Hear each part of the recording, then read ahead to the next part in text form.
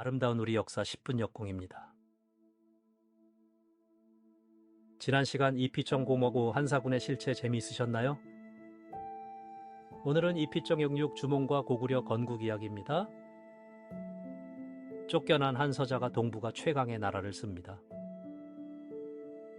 그 청년의 활은 7살에 이미 백발백중이었다고 전해집니다. 부여 왕자들은 그 재능을 두려워해 그를 죽이려 합니다. 어머니는 아들에게 남쪽으로 떠나라 이릅니다. 그가 세운 나라가 700년을 버틴 고구려입니다. 이야기는 부여의 금화왕에서부터 시작됩니다. 금화왕은 사냥길에서 한 여인을 발견했다고 합니다. 그 여인의 이름은 유화, 강희, 신, 하백의 딸이었습니다. 유화는 천재의 아들 해모수와 정을 나눴다고 전해집니다. 그 일로 집에서 쫓겨나 강가를 떠돌고 있었던 것입니다. 금화왕은 유화를 궁으로 데려가 별궁에 머물게 합니다. 그런데 별궁에서 이상한 일이 벌어지기 시작합니다. 햇빛이 유화의 몸을 따라다녔다고 기록되어 있습니다. 얼마 뒤 유화는 사람이 아닌 큰 알 하나를 낳습니다. 금화왕은 불길하다며 그 알을 짐승에게 던졌다고 합니다. 그런데 소도 말도 그 알을 밟지 않고 피해갔습니다. 결국 알에서 한 사내 아이가 스스로 깨고 나옵니다. 이 아이가 7살 때 직접 활을 만들었다고 전해집니다. 쏘는 족족 백발백중이라 사람들이 혀를 내둘렀다고 합니다. 부여 말로 활 잘 쏘는 자를 주몽이라 불렀다고 합니다. 그래서 이 아이의 이름이 주몽으로 굳어졌다고 전해집니다. 그러나 금화왕에게는 이미 7명의 친아들이 있었습니다. 맏아들 대소는 주몽의 재능을 노골적으로 시기했다고 합니다. 대소는 주몽을 없애야 한다고 아버지에게 줄기차게 졸랐습니다. 결국 금화왕은 주몽에게 말 기르는 일을 맡겼다고 합니다. 왕족 자리에서 끌어내려 마부로 강등시킨 셈이었던 거죠. 주몽은 가장 좋은 말을 일부러 마르게 길렀다고 전해집니다. 약해 보이게 만들어 왕이 그 말을 자신에게 넘기게 한 겁니다. 이미 이때부터 도망칠 준비를 시작했던 것으로 보입니다. 그러던 어느 날 어머니 유화 부인이 조용히 그를 불렀습니다. 더 늦기 전에 이 땅을 떠나야 한다고 단호히 말했다고 합니다. 유화 부인은 곡식 종자까지 손수 챙겨주었다고 전해집니다. 주몽은 벗 3명과 함께 그 밤으로 부여를 떠났습니다. 그 뒤를 대소의 추격병들이 사납게 쫓아왔다고 합니다. 달아나던 일행은 거대한 엄니대소 앞에서 길이 막혔습니다. 다리도 배도 없는데 추격병의 함성이 점점 가까워졌습니다. 이때 주몽이 강을 향해 외쳤다는 유명한 장면이 나옵니다. 나는 천재의 아들이고 하백의 외손이다 외쳤습니다. 그러자 강 속에서 물고기와 자라가 떠올라 다리를 만들었습니다. 주몽 일행은 그 등을 밟고 무사히 강을 건넜다고 전해집니다. 일행이 건너자 다리는 흩어졌고 추격병은 강가에서 멈춰 섰습니다. 이 장면은 삼국사기와 광개토대왕비에도 비슷하게 기록되어 있습니다. 신화처럼 보이지만 건국 집단의 자기 정체성을 보여주는 기록입니다. 강을 건넌 주몽은 남쪽으로 계속 내려가며 동지들을 만났습니다. 오이마리, 협보 3사람이 그를 따라 길을 함께 했습니다. 이들은 훗날 고구려 건국의 핵심 공신으로 기록되는 인물들입니다. 남쪽으로 더 내려가자 졸본이라는 비옥한 땅이 펼쳐졌습니다. 졸본은 산과 강이 둘러싸 방어에 유리한 천혜의 분지였습니다. 지금의 중국 환인 지역으로 오녀산성 일대가 그곳입니다. 이 땅에는 이미 졸본부여라는 작은 정치 세력이 자리 잡고 있었습니다. 그 중심에 소선호라는 여인이 있었다고 전해집니다. 소선호는 졸본 지역 유력자의 딸로 막대한 재력을 가졌습니다. 이미 한 차례 결혼했고 2 아들 비류와 온조를 두고 있었습니다. 그런 그녀가 떠돌이 청년 주몽의 가능성을 알아봤다고 합니다.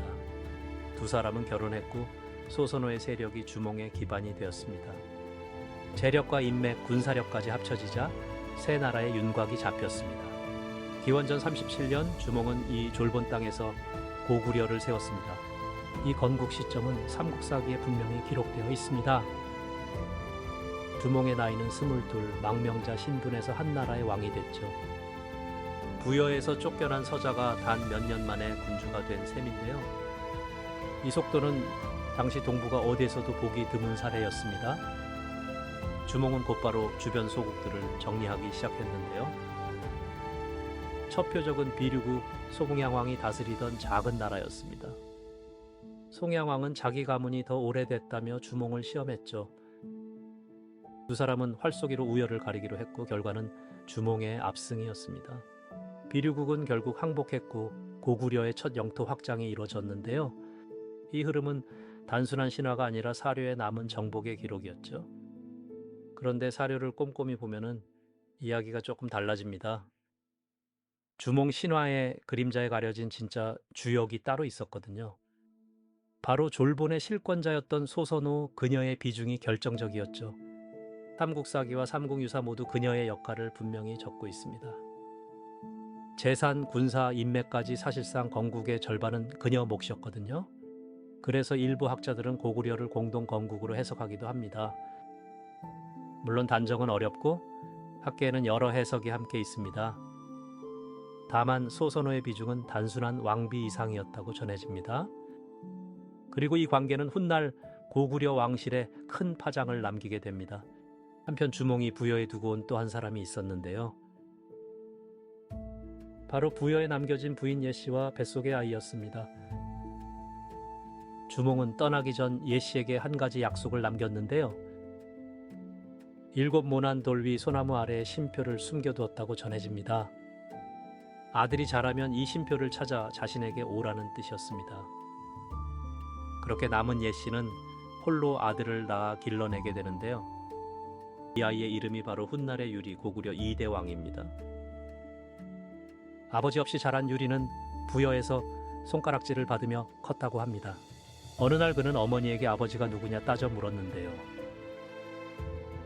그제야 어머니는 쉼표 이야기를 꺼내게 되었다고 전해집니다.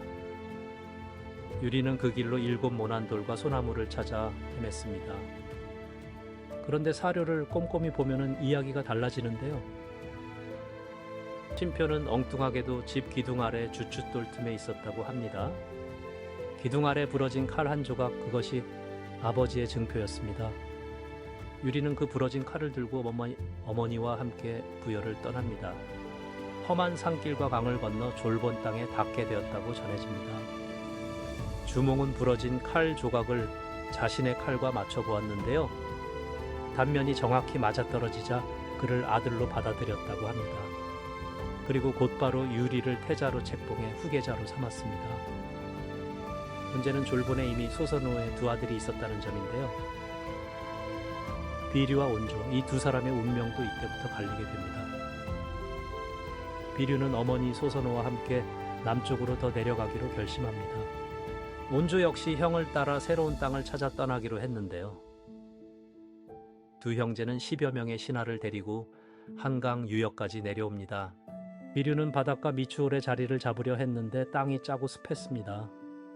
반면 온조는 위례성에 자리 잡고 백성들과 함께 나라의 기틀을 다졌죠.